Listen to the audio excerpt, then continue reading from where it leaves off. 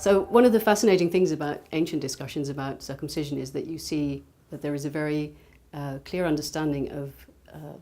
ideal masculinity that is actually shared among both the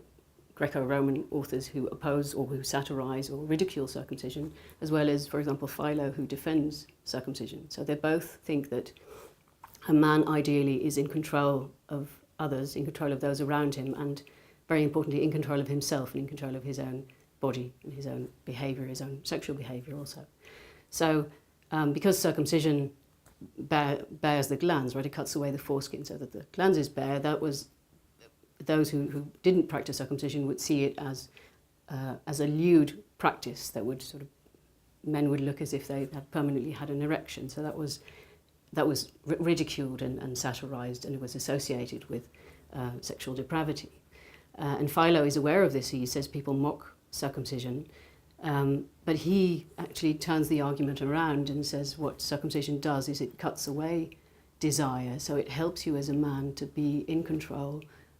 of those negative passions, and it helps you actually to be more of a man, whereas those in Greco-Roman culture more generally thought it actually made you less of a man, right? It made you inferior. Philo argues that it makes you more of a man because, as you know, as the whole law does, this particular element of the law as well helps you to be in control and to behave more morally and more in line with what is expected. So you see that ideal of masculinity as being in control also in the way genitals are portrayed in Greek and Roman statues, where people very often use the word dainty for the way that genitals are depicted as sort of small and usually with a long and tapered foreskin, and that is just a physical expression of that control that men were ideally should have. So the foreskin is not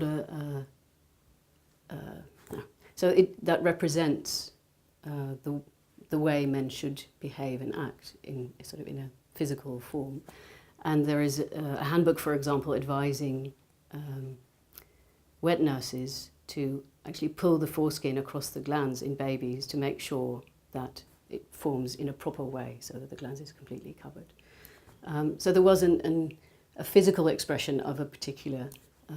ideal of masculinity that in context of the genitals, and of course for Greco-Romans, circumcision really violated that ideal, and therefore also people were hostile towards it or felt the need to ridicule or to mock Jews for having this practice.